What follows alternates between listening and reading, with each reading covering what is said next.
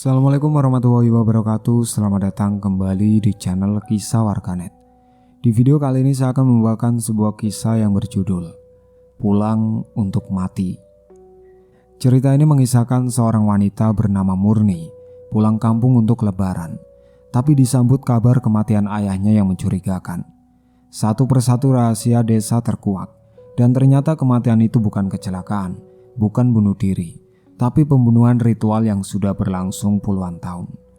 Seperti apa kisah kali ini? Jangan lupa subscribe dulu channel ini dan jangan lupa untuk nyalakan lonceng notifikasinya.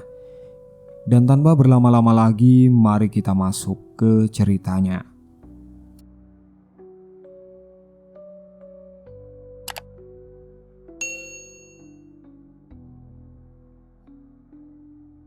Murni sudah hafal betul rute bis Jakarta Purwokerto. 4 jam pertama selalu ramai penumpang naik turun. Pedagang asongan masuk di setiap terminal. Kondektur berteriak menyebut nama kota. Ia sudah melewati rute ini berkali-kali sejak pertama merantau 3 tahun lalu. Tapi kali ini terasa berbeda. Bukan karena jaraknya, tapi karena sudah setahun ia tidak pulang. Ia duduk di kursi dekat jendela, tas ransel besar di bagasi bawah, tas kecil di pangkuan. Di dalamnya ada baju baru untuk ayahnya, kemeja batik coklat yang ia beli seminggu lalu di Tanah Abang. Sudah dilipat rapi dalam plastik. Rencananya sederhana, sampai sore, masak bersama, lebaran besok pagi. Sekitar 2 jam sebelum tiba, bis mulai masuk jalan sempit yang diapit sawah dan kebun. Disinilah sinyal HP Murni hilang, 1 strip, lalu kosong sama sekali. Ia coba ulang berkali-kali, tidak ada perubahan. "Mas, sinyal di sini sering hilang ya?" tanya Murni ke penumpang di sebelahnya, seorang pria parubaya yang sedari tadi tidur. Pria itu membuka mata setengah. "Dari dulu memang begitu. Masuk desa mana?" Murni menyebut nama desanya. Pria itu hanya mengangguk, lalu menutup mata lagi. Murni mencoba memakai HP penumpang lain yang duduk di depannya. Seorang ibu-ibu dengan tas belanjaan besar. Ibu itu dengan ramah mengulurkan HP-nya. Tapi hasilnya sama. Tidak ada sinyal. Murni mengurungkan niat menelpon ayahnya dan memilih menunggu sampai tiba. Bis berhenti di persimpangan jalan tanah sekitar pukul 4:30 sore. Murni turun dengan ranselnya, melambaikan tangan ke kondektur yang sudah kenal mukanya, lalu mulai berjalan kaki menuju rumah orang tuanya. Sekitar 20 menit dia jalan santai. Biasanya jalan ini ramai. Anak-anak berlarian di halaman, ibu-ibu duduk di depan rumah sambil ngobrol. Bapak-bapak pulang dari ladang, tapi hari itu sepi. Pintu-pintu rumah tertutup. Tidak ada suara anak kecil. Tidak ada orang yang keluar meski Murni berjalan cukup dekat dengan pagar rumah-rumah itu. Murni tidak terlalu memikirkannya. Mungkin semua orang sedang sibuk persiapan lebaran di dalam rumah. Di tikungan menjelang gang masuk kampung, Murni hampir berpapasan dengan seorang nenek yang berjalan dari arah berlawanan. Murni sudah mau mengangguk, mau memberi salam seperti biasa, tapi nenek itu lebih dulu berbalik badan. Begitu saja, tanpa bicara, tanpa alasan yang terlihat. Nenek itu berjalan balik ke arah yang berlawanan, agak cepat. Murni berhenti sebentar, memandang punggung nenek itu. Aneh, tapi ia tidak terlalu mau berpikir macam-macam. Mungkin nenek itu lupa sesuatu. Ia terus berjalan. Rumah orang tuanya tampak dari ujung jalan. Cat temboknya masih putih kusam seperti terakhir ia lihat. Tapi lampu tidak menyala, padahal sudah hampir maghrib. Dan di depan pintu ada gembok besar tergantung di palang pintu. Murni mengerutkan dahi. Ayahnya tidak pernah pergi jauh, paling jauh ke pasar kecamatan, dan selalu pulang sebelum duhur. "Murni?" Suara itu datang dari sebelah kiri. Bujana, tetangga yang rumahnya bersebelahan, berdiri di dekat pagar dengan wajah yang tidak bisa Murni baca. Pucat, tapi bukan pucat karena sakit. Lebih seperti orang yang sudah lama menyimpan sesuatu dan tidak tahu harus mulai dari mana. "Bu Jana, Bapak kemana? Kok dikunci dari luar?" Bu Jana tidak langsung menjawab. Ia melangkah mendekati Murni, pelan. Tangannya menggenggam ujung kerudungnya sendiri. "Murni," suaranya pelan.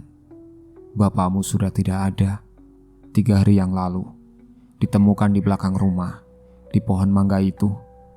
Bu Jana berhenti sebentar, lalu melanjutkan dengan suara yang lebih rendah. "Warga yang makamkan, karena tidak ada yang bisa hubungi kamu." Murni tidak bergerak. "Maksudnya?" Suaranya keluar, tapi terasa bukan miliknya. "Gantung diri, Murni. Itu yang semua orang lihat." Ransel di punggung Murni terasa semakin berat. Tas kecil di tangannya yang isinya kemeja batik coklat untuk ayahnya terasa seperti batu. Ia masih berdiri di depan pintu yang terkunci itu. Gembok berkarat itu masih tergantung di tempatnya dan Murni tidak sanggup melangkah kemana-mana. Bu Jana tidak banyak bicara setelah itu. Ia hanya masuk ke rumahnya sebentar, lalu kembali dengan kunci kecil berkarat yang digenggamkan ke tangan Murni. "Ini kunci cadangan. Bapakmu titipkan ke aku sudah lama." Suaranya pelan. "Kalau butuh apa-apa datang saja ke rumah." Murni mengangguk. Tidak ada kata yang keluar. Gembok itu terbuka dengan satu putaran. Pintu berderit saat didorong. Udara di dalam langsung menyambut, pengap, hangat, seperti ruangan yang sudah beberapa hari tidak ada yang membuka jendelanya. Murni meraba dinding mencari saklar lampu. Klik, lampu ruang tamu menyala, redup kekuningan. Ia berdiri di ambang pintu beberapa detik sebelum benar-benar melangkah masuk. Ruangan itu tidak berantakan, tapi terasa tidak beres. Sandal tua ayahnya masih tergeletak miring di depan kursi. Koran terlipat tidak rapi di atas meja. Jaket tipis tergantung di ujung kursi. Jaket yang biasa dipakai ayahnya kalau pergi ke masjid subuh-subuh. Murni meletakkan tasnya di lantai dan berjalan ke dapur. Di meja makan kecil itu ada piring berisi nasi dan sepotong tempe goreng yang sudah mengering. Di sebelahnya segelas teh yang sudah lama dingin. Permukaannya sedikit keruh, seperti seseorang yang baru mau makan lalu tiba-tiba pergi dan tidak kembali. Murni menarik nafas panjang. Ia kembali ke ruang tamu, duduk di kursi dan menangis. Tidak keras, tidak dramatis, hanya air mata yang mengalir tanpa bisa ditahan. Sementara matanya menatap foto keluarga yang tergantung di dinding. Foto lama, waktu Murni masih kelas 2 SD. Ayahnya berdiri di belakang dengan senyum lebar. Ibunya duduk di depan. Murni kecil berdiri di tengah dengan seragam merah putih. Setelah tangisnya reda, ia bangkit dan memeriksa kamar ayahnya. Tempat tidur rapi, bantal tersusun, selimut terlipat ke bawah kasur dengan rapi, seperti biasa. Di meja kecil di sebelah ranjang, ada Al-Quran yang terbuka di pertengahan. Ada lipatan kecil di sudut halaman, seperti tanda baca darurat. Ayahnya memang begitu. Tidak suka memakai pembatas buku, lebih suka melipat sudut halamannya langsung. Murni menutup Al-Quran itu pelan, meletakkannya kembali di tempat semula. Ia tidak sanggup tidur di kamarnya sendiri malam itu. Terlalu sepi, terlalu jauh dari ruangan yang masih menyimpan jejak ayahnya. Ia memilih berbaring di ranjang ayahnya, menarik selimut sampai ke dagu, dan menutup mata. Entah berapa lama, ia tertidur. Yang membangunkan bukan suara keras, justru sebaliknya. Suara itu teratur dan pelan, berderit, seperti sesuatu yang berayun maju mundur di atas engsel yang sudah tua. Murni membuka mata, kamar gelap. Ia melirik ke arah jendela, langit masih hitam. Belum ada tanda-tanda fajar. Suara itu masih terdengar dari arah belakang rumah. Murni duduk di tepi ranjang, mendengarkan, berderit, berhenti sebentar, berderit lagi, berirama, seperti ada beratnya, seperti sesuatu yang bergantung dan diayun angin. Ia bangkit, mengambil HP di meja, menyalakan senternya, dan berjalan ke pintu belakang. Kunci diputar, pintu dibuka. Halaman belakang rumah tidak luas, hanya tanah kosong dengan rumput pendek, dan di ujungnya berdiri pohon mangga tua yang batangnya besar. Murni menyorotkan senter ke arah sana. Di dahan utama pohon itu, ada sosok hitam menggantung dengan tali di lehernya. Kepala terkulai ke samping, kaki tidak menyentuh tanah, tubuhnya diam, tapi tali itu terus berderit pelan, seolah ada beban yang bergerak.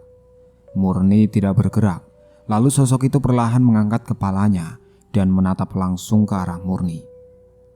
Teriakannya keluar sebelum pikirannya sempat memproses apapun. Ia melompat mundur membentur kusen pintu dan senter di tangannya jatuh ke lantai dapur. Ketika ia meraih senter itu dan menyorotkannya kembali keluar, pohon mangga itu kosong. Hanya dahan yang masih bergoyang pelan, seolah baru saja ada sesuatu yang lepas dari sana. Murni menutup dan mengunci pintu belakang dengan tangan gemetar. Ia duduk di sudut dapur. Lutut ditarik ke dada, punggung menempel di dinding. Senter masih menyala di tangannya, diarahkan ke pintu yang baru saja ia kunci. Dia tidak beranjak dari sana sampai azan subuh terdengar dari kejauhan. Azan subuh sudah lama selesai waktu Murni akhirnya berdiri dari sudut dapur itu. Tulang punggungnya pegal, matanya perih karena tidak benar-benar tidur. Ia membasuh muka di wastafel, minum air langsung dari keran, lalu duduk di kursi ruang tamu menunggu langit terang. Ketika matahari mulai naik dan cahaya masuk lewat celah jendela, Murni membuka pintu depan untuk pertama kalinya sejak semalam. Udara pagi terasa dingin. Ia berdiri di teras, memeluk lengannya sendiri, memandang jalan desa yang masih sepi. Tidak ada yang aneh, hanya suara ayam dan angin lewat di antara pohon-pohon. Tapi tidak sampai 10 menit, ia melihat beberapa orang berjalan dari ujung jalan ke arah rumah.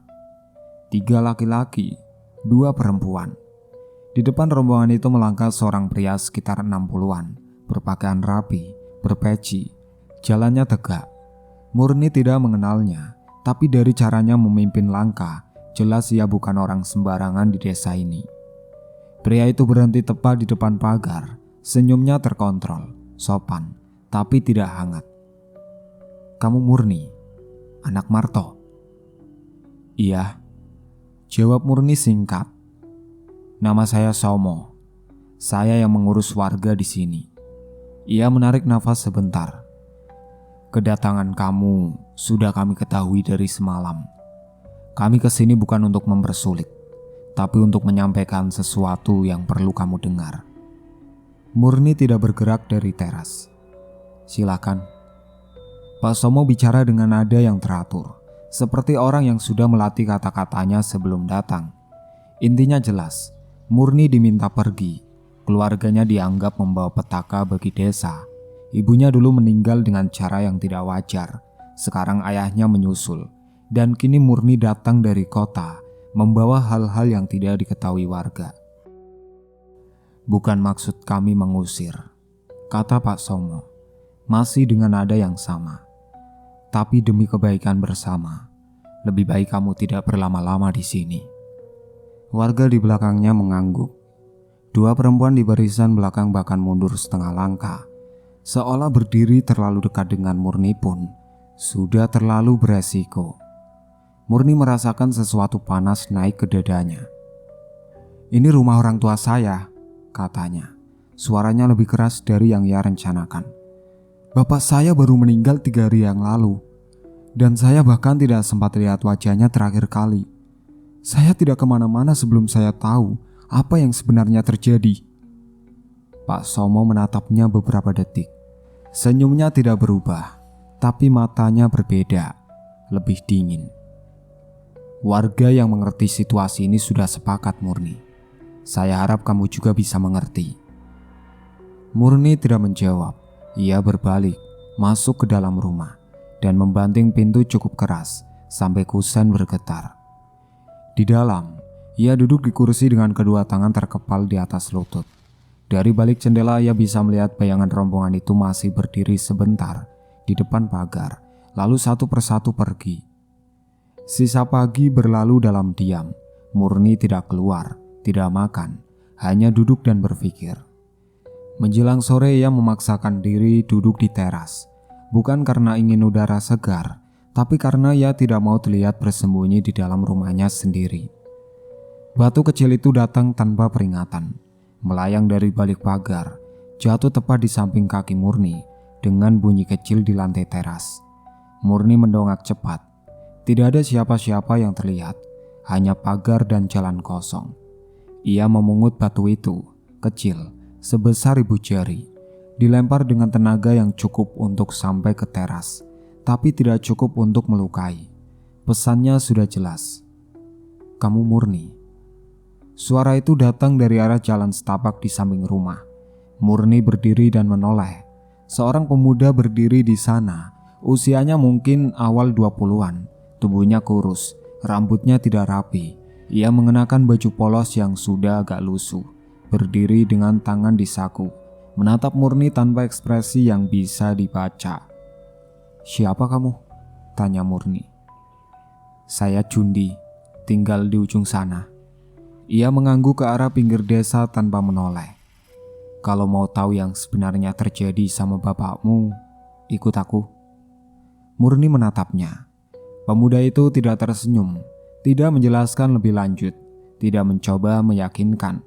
Ia hanya berdiri di sana menunggu jawaban, seperti orang yang sudah tahu Murni tidak punya pilihan lain, dan memang tidak ada. Murni tidak langsung menjawab. Ia masih memegang batu kecil itu di tangannya, menatap Jundi yang berdiri santai di jalan setapak, seolah tidak ada yang aneh dengan situasi ini. Kenapa kamu mau bantu? Tanya Murni akhirnya. Jundi mengangkat bahu. Karena aku tahu sesuatu, dan kamu satu-satunya yang perlu tahu. Jawaban itu tidak memuaskan, tapi Murni tidak punya alasan untuk menolak. Ia meletakkan batu itu di atas pagar, masuk ke dalam sebentar untuk mengambil jaketnya, lalu keluar dan mengikuti Jundi. Mereka berjalan tanpa banyak bicara. Jundi melangkah di depan, melewati jalan setapak yang semakin menyempit di antara kebun warga, lalu menanjak sedikit ke arah timur desa. Setelah beberapa menit, Murni memecah keheningan. Kamu tinggal di mana tepatnya? Di ujung sana, dekat hutan. Jundi tidak menoleh. Sudah dari kecil, tidak ada keluarga yang tinggal bareng. Warga di sini sepertinya tidak terlalu suka sama kamu. Kali ini Jundi sedikit menoleh. Mereka bilang aku suka bicara hal yang tidak perlu dibicarakan. Jadi mereka pilih menjauh. Murni tidak bertanya lagi soal itu. Tidak lama kemudian, pepohonan mulai rapat. Jalan setapak yang mereka ikuti berakhir di tepi hutan.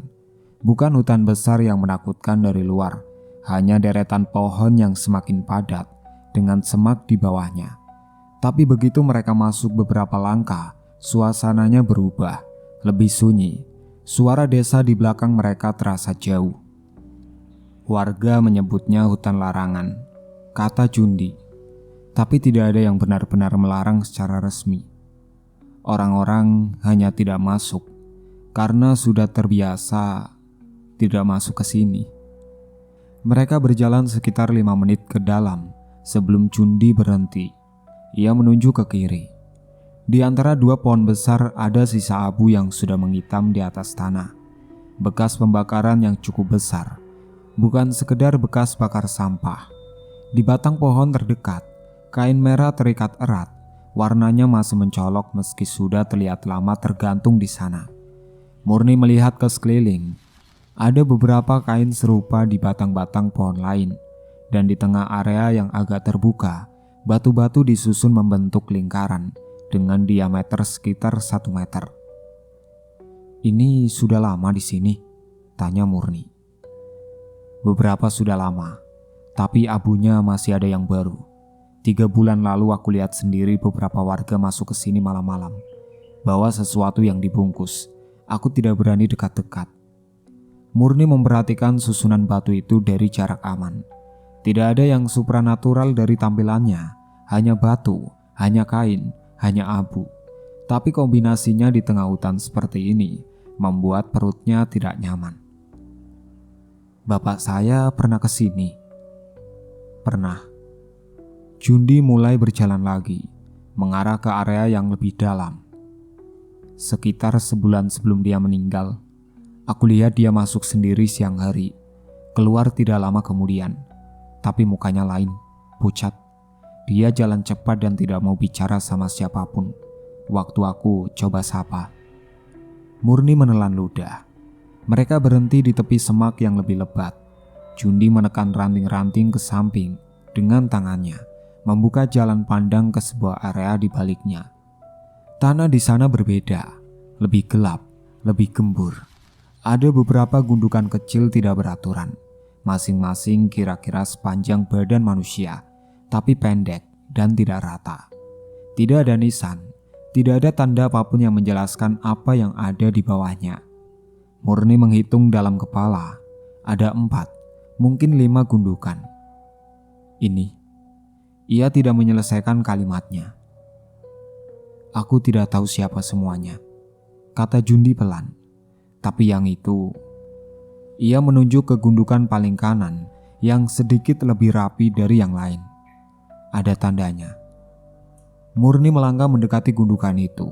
Di ujungnya tertancap sepotong kayu kecil, bukan nisan sungguhan, hanya ranting yang diruncingkan dan ditancapkan miring ke tanah.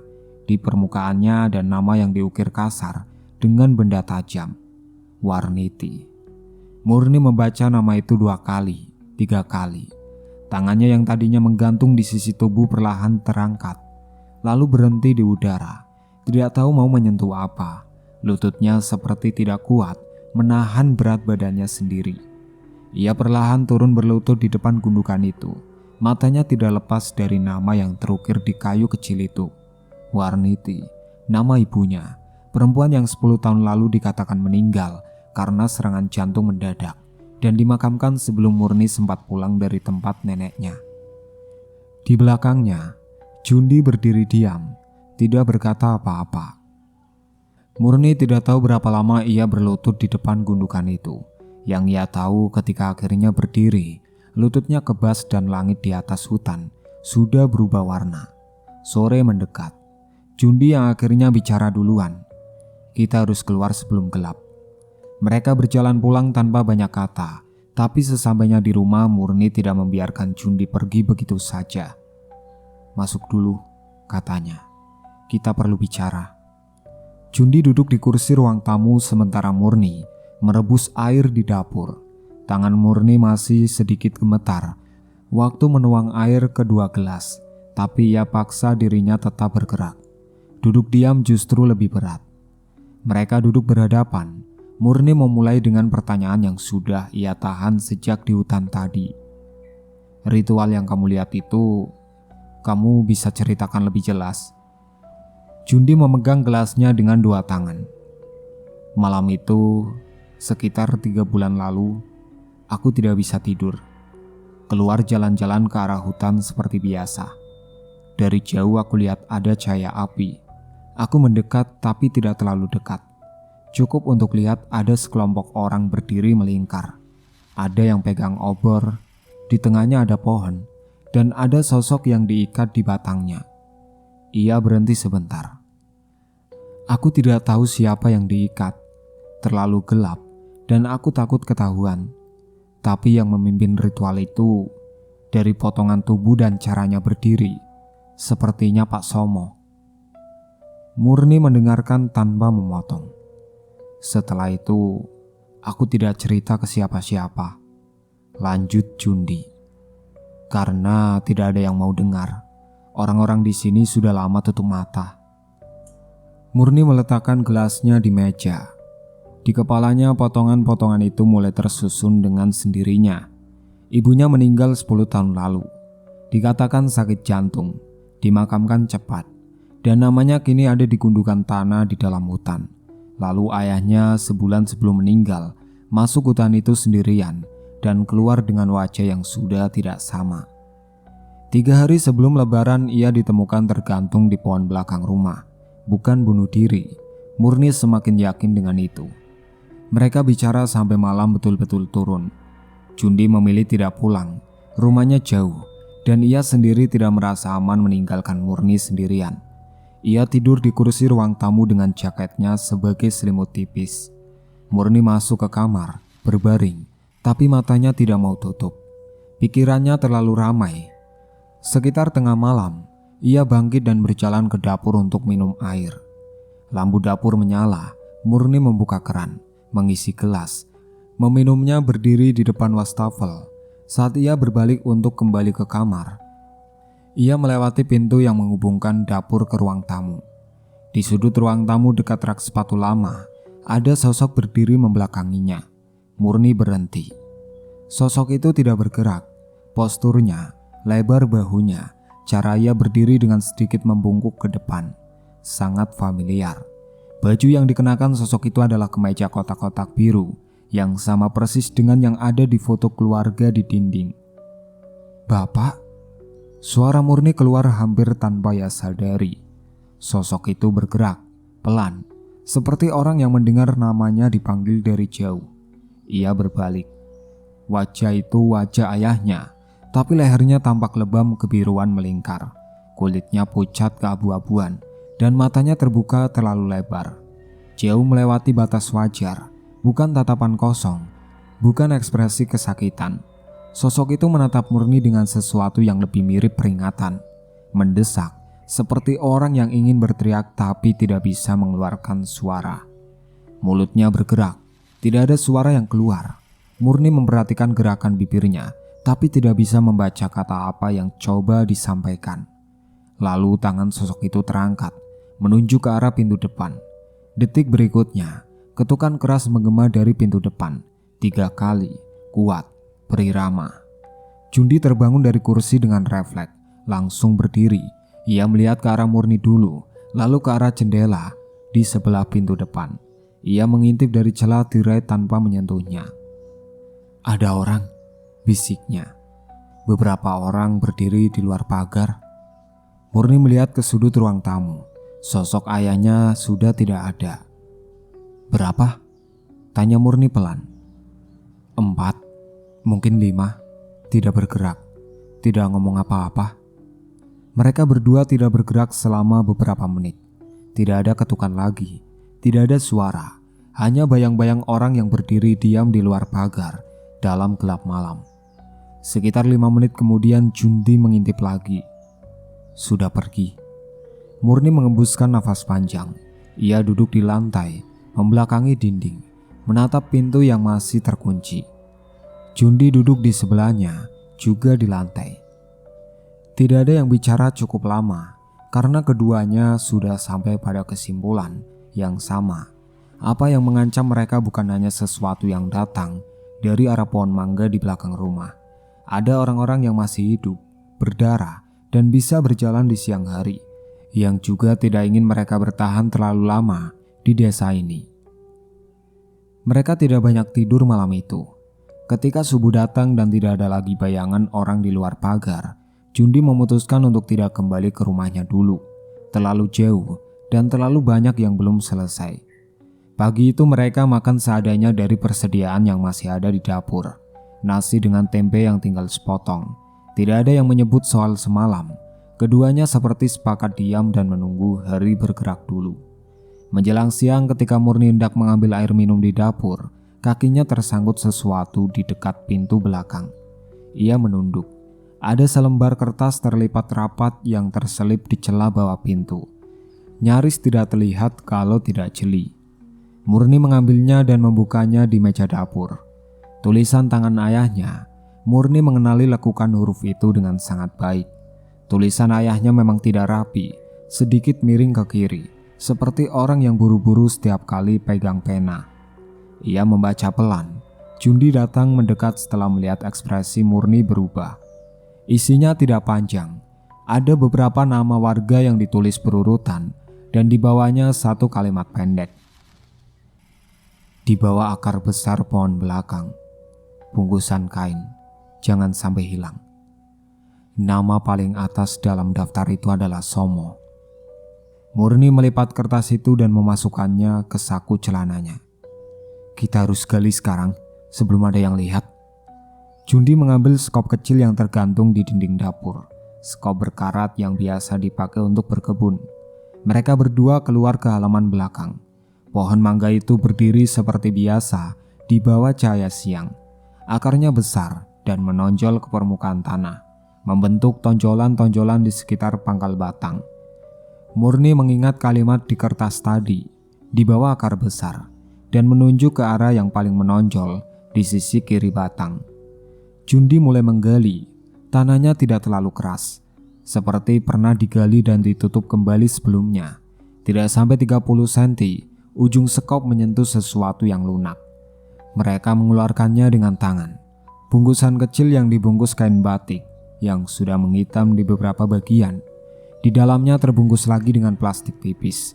Ada sebuah buku tulis kecil dengan sampul coklat.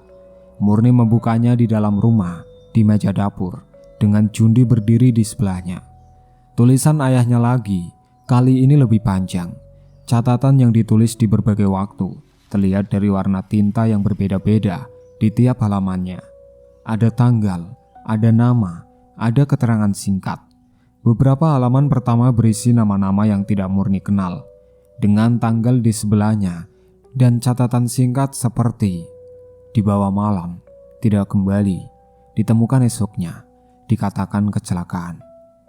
Di halaman tengah ada nama yang Murni kenal, Warniti, Maret, 10 tahun lalu, ritual ketiga, dipimpin oleh S. Murni menutup buku itu sebentar, menarik nafas, membukanya lagi. Di halaman terakhir yang terisi, ayahnya menulis lebih panjang dari biasanya. Isinya, ia tidak sengaja melihat ritual itu sebulan lalu, ketika mencari kambingnya yang lepas ke arah hutan. Ia melihat siapa yang memimpin. Ia mengenal wajah-wajah yang berdiri dalam lingkaran. Setelah itu, ia tahu hidupnya tidak akan aman. Nama Pak Somo disebut 3 kali di halaman terakhir itu. Mereka tidak sempat membicarakan semuanya secara tuntas, karena malam datang lebih cepat dari yang terasa. Suara takbir mulai terdengar sayup dari arah masjid di ujung desa, bergantian, bersautan, tanda malam lebaran sudah tiba. Jundi yang pertama menyadari ada yang berbeda di luar. Ia berdiri dari kursinya dan berjalan ke jendela. Murni. Nada suaranya membuat Murni langsung berdiri. Di luar dari arah jalan desa, ada cahaya obor yang bergerak mendekat. Lebih dari satu, makin lama makin terlihat jelas.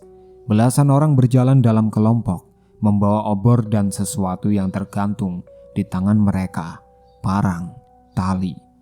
Di depan rombongan itu berjalan dengan langkah paling tegak adalah Pak Somo. Mereka berhenti tepat di depan halaman rumah. Pak Somo menatap ke arah jendela, seolah tahu persis di mana Murni dan Jundi berdiri. Keluar! Suaranya terdengar jelas dari dalam rumah. Datar, tidak perlu keras. Ini sudah cukup. Jundi menarik Murni menjauh dari jendela. Mereka berdiri di tengah ruangan, tidak bergerak. Mendengar langkah kaki mulai masuk ke halaman. Lalu semuanya berhenti. Bukan karena Murni atau Jundi melakukan sesuatu, bukan karena ada yang berteriak, tapi dari arah halaman, suara langkah kaki itu tiba-tiba tidak teratur, lalu berhenti sama sekali. Murni mengintip dari sudut jendela. Di sekitar pohon mangga dan di sepanjang pagar yang menghadap ke arah hutan, ada sosok-sosok yang berdiri diam. Seorang perempuan berambut panjang tergerai, mengenakan gaun lusuh berdiri di bawah pohon mangga, tidak bergerak, menatap lurus ke arah rombongan warga. Di sebelahnya, agak ke kiri, berdiri sosok lain. Tubuhnya lebih pendek dengan pakaian yang berbeda. Dan di sepanjang tepi halaman, satu persatu, sosok-sosok lain muncul berdiri dengan jarak yang tidak beraturan. Semuanya menghadap ke arah yang sama, ke arah para warga yang baru saja masuk ke halaman. Tidak satupun dari mereka menatap ke arah Murni. Warga di halaman itu melihatnya. Murni bisa dengar dari suaranya. Ada yang menarik nafas keras, ada yang mulai bergumam tidak jelas, ada yang mundur tanpa berbalik badan. Seorang perempuan di barisan belakang berteriak kencang, lalu berlari ke arah jalan, meninggalkan obornya yang jatuh di tanah. Yang lain ikut menyusul, tidak bersamaan, tidak teratur. Mereka berlari ke berbagai arah, beberapa menabrak satu sama lain. Parang dan tali ditinggalkan begitu saja di atas rumput. Pak Somo tidak berlari. Ia berdiri di tempatnya sampai detik terakhir. Lalu tubuhnya tiba-tiba seperti kehilangan kekuatan. Ia jatuh ke tanah dengan lutut duluan, lalu rebah ke samping. Matanya terbuka, menatap ke langit malam. Tubuhnya tidak bergerak sama sekali. Obor-obor yang ditinggalkan mati satu persatu di atas tanah basah. Murni dan Jundi keluar dari pintu depan dengan pelan. Halaman itu kini sepi. Hanya Pak Somo yang tergeletak di tanah dengan nafas yang masih terdengar naik turun dan bekas-bekas panik yang ditinggalkan rombongan tadi. Sosok-sosok di sekitar pohon mangga dan pagar sudah tidak ada. Murni berdiri di tengah halaman. Angin berembus pelan. Dari kejauhan suara takbir masih terdengar, terus bersautan, seperti tidak tahu apa yang baru saja terjadi di halaman rumah ini. Malam itu Murni dan Jundi tidak kembali ke dalam rumah. Mereka duduk di teras depan sampai langit mulai terang, dengan suara takbir yang pelan-pelan berhenti seiring waktu berganti dini hari. Ketika adzan subuh berkumandang, desa mulai bergerak. Warga yang keluar pertama adalah warga yang tidak ikut rombongan semalam, orang-orang yang tinggal di ujung-ujung jalan, yang mungkin hanya mendengar keributan tanpa tahu persis apa yang terjadi. Mereka menemukan bekas-bekas yang ditinggalkan. Obor mati berserakan di jalan, parang tergeletak di tanah, dan beberapa orang yang terduduk atau rebah di pinggir jalan dalam keadaan tidak sadar. Pak Somo masih tergeletak di halaman rumah ketika dua orang warga menemukannya. Matanya tertutup, nafasnya ada tapi tidak normal, terlalu lambat, terlalu dalam. Mereka membawanya dengan gerobak dorong ke puskesmas desa yang jaraknya tidak terlalu jauh. Murni melihat itu dari teras tanpa bergerak. Jundi berdiri di sebelahnya. Mau lapor kemana? Jangan dulu, ada yang harus aku selesaikan dulu. Murni masuk ke dalam, mengambil buku catatan ayahnya dari meja, lalu berjalan ke rumah Bujana. Bujana membuka pintu dengan wajah yang terlihat tidak tidur semalaman. Matanya merah, rambutnya belum disisir. Ia melihat Murni, lalu melihat buku yang dipegang Murni. Dan sesuatu di wajahnya bergeser, seperti orang yang sudah lama menunggu momen ini, tapi tidak tahu harus lega atau takut. Bujana, kata Murni pelan. Ibu mungkin sudah tahu ada yang tidak beres di desa ini. Bapak saya mencatatnya semua di sini. Ia mengulurkan buku itu. Tolong sampaikan ke pihak yang berwenang. Bukan ketua desa, bukan orang sini. Langsung ke kantor polisi kecamatan. Bujana menerima buku itu dengan dua tangan. Ia tidak berkata apa-apa, tapi ia mengangguk pelan dan menggenggam buku itu erat. Murni tidak menunggu lebih lama. Ia sudah tahu apa yang akan terjadi setelah itu. Bukan urusannya lagi untuk diselesaikan.